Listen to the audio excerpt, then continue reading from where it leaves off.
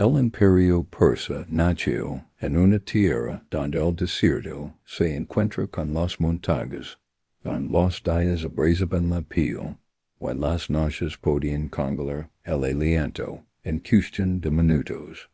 En este escenario duro, impredecible, y aparentemente inhóspito, surgió una de las civilizaciones más sorprendentes y avanzadas del mundo antiguo. Su historia rebosa conquistas colosales, reyes visionarios, misterios religiosos y batallas que alteraron para siempre el destino de continentes enteros. Sin embargo, detrás de las glorias que suelen relatar los libros de historia, hay episodios ocultos, decisiones nunca documentadas y leyendas transmitidas en susurros que han permanecido en la sombra durante siglos. Esta es la historia no oficial del imperio persa, un relato que revela cómo una cultura que comenzó aislada entre montañas terminó dominando casi todo el mundo conocido, creando un modelo de gobierno tan adelantado a su tiempo que aún hoy sigue causando asombro. Para comprender los orígenes persas debemos retroceder miles de ecos hasta la llegada de los primeros clanes iranios desde las estepas eurasiánicas. Estos grupos nómadas descendieron hacia las llanuras fértiles del actual Irán, portando consigo una tradición guerrera profundamente arraigada. Eran expertos jinetes acostumbrados a la vida dura, al viento helado y la constante necesidad de moverse para sobrevivir.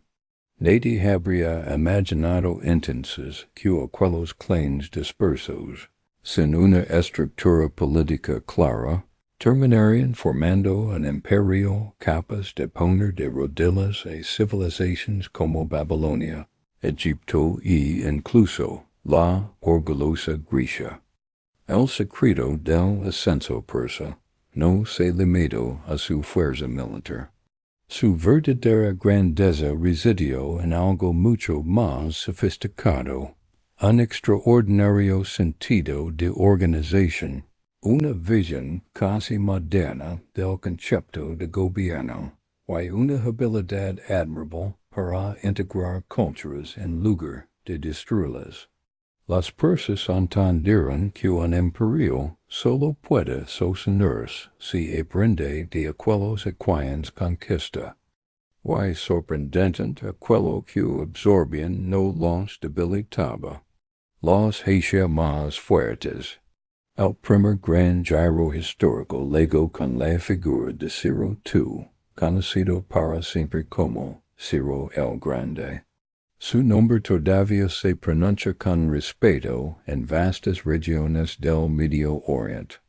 Según la tradición sostenida tanto por fuentes persas como por crónicas extranjeras, su reinado estuvo marcado por un equilibrio inusual entre poder militar y compasión política.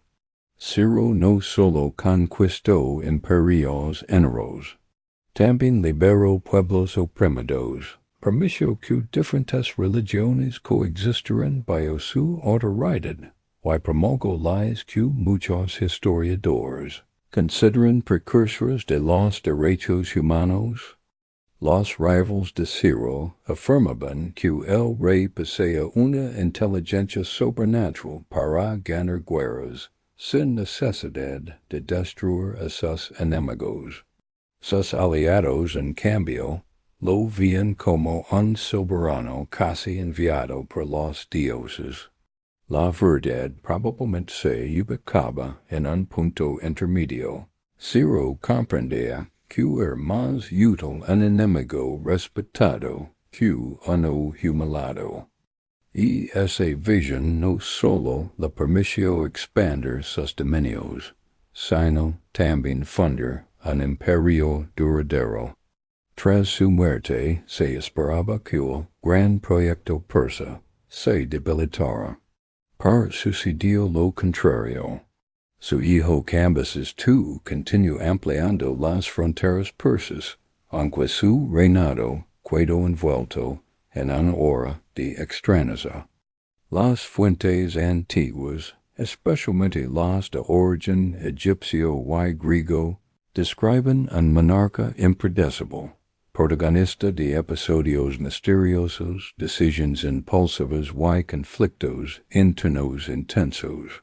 Su campaña en Egipto fue un éxito militar, pero dejó secuelas profundas tanto dentro como fuera del imperio. Aún así, el evento más importante de esa época no fue la expansión territorial, sino el ascenso inesperado de un noble persa llamado Darío. Darío I tomó el control en uno de los momentos más caóticos del imperio. Su llegada no solo estabilizó la situación, sino que dio inicio a la etapa más poderosa y organizada de Persia. Bajo su mandato, la administración se fortaleció hasta niveles sin precedentes. Los famosos caminos reales permiten recorrer miles de kilómetros en cuestión de días, una hazaña logística extraordinaria para la época. La economía se estandariza mediante una moneda oficial, el darico, mientras que el reino se dividió en grandes provincias llamadas satrapías, cada una bajo el mando de un gobernador. De todas las creaciones de Darío, ninguna simboliza mejor el poder persa que la majestuosa ciudad de Persépolis. Este complejo arquitectónico no solo funcionaba como capital ceremonio, era más bien un mensaje grabado en piedra. En sus murales se representaban decenas de pueblos distintos, entregando tributos, ascetas con arcos de doble curvatura, sacerdotes babilonios cubiertos de túnicas sagradas, emisarios egipcios con obsequios rituals, y comerciantes fenicios con telas finas. Persépolis resumía la esencia del imperio, una vasta maquinaria cultural, con docenas de identidades coexisten bajo un poder central. No todos estaban satisfechos, por supuesto, pero la estabilidad, la riqueza y la relativa libertad religiosa eran tan considerables que muchas regiones preferían formar parte del sistema persa antes que enfrentarlo.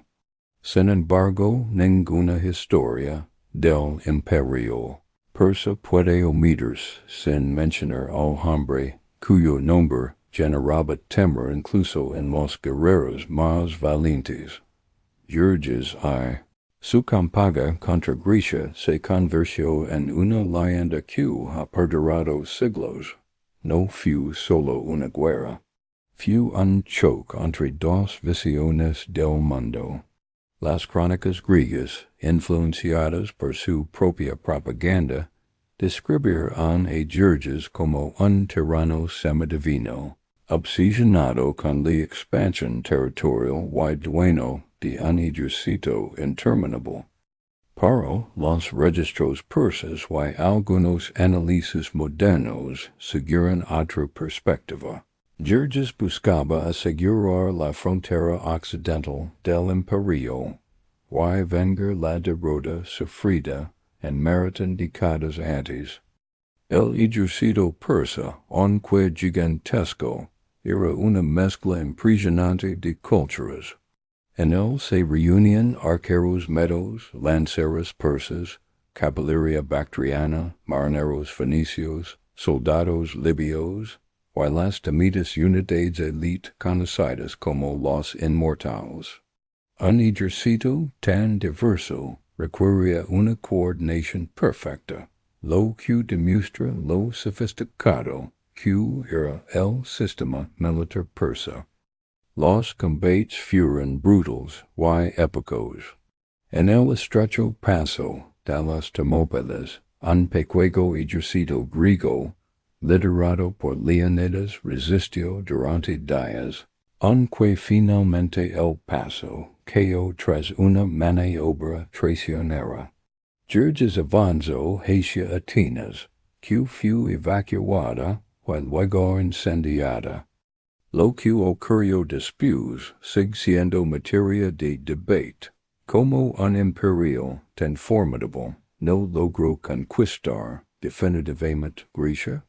Existen muchas teorías, errores estratégicos, traiciones internas e incluso factores climáticos que favorecieron a los griegos. Lo que está claro es que la derrota naval en Salamina cambió por completo el curso de la campaña.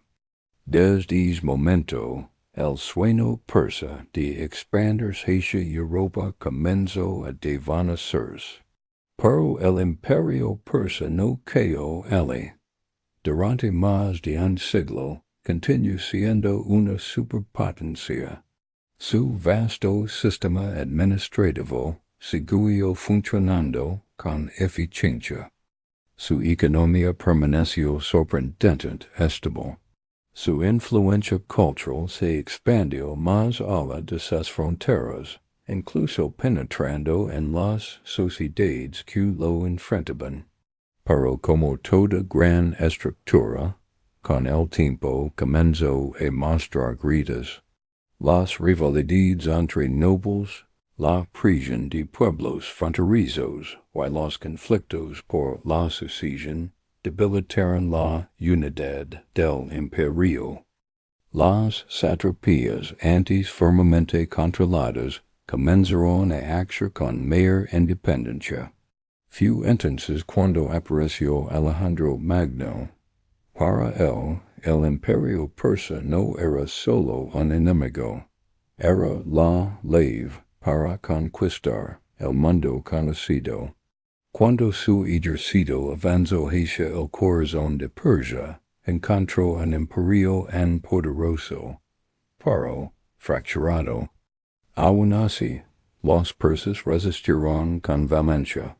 Las batallas de Assos y Gaugamela quedaron inscritas en la historia militar como ejemplos de estrategia brillante y enfrentamientos decisivos. A pesar del heroísmo persa, Alejandro triunfó y entró en Persépolis, donde tomó una de las decisiones más polémicas de la historia, la quema del Palacio Real.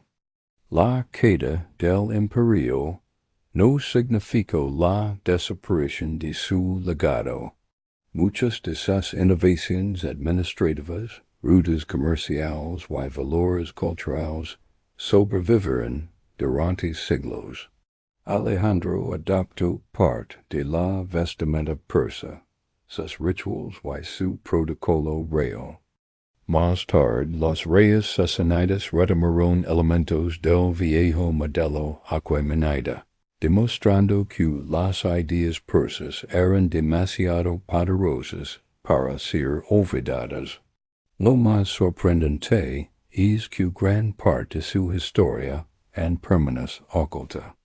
Excavaciones recientes continúan revelando documentos, inscripciones y estructuras que muestran un nivel de conocimiento impresionante, sistemas hidráulicos avanzados, métodos de refrigeración natural como los badgers, e incluso evidencia de un calendario altamente preciso.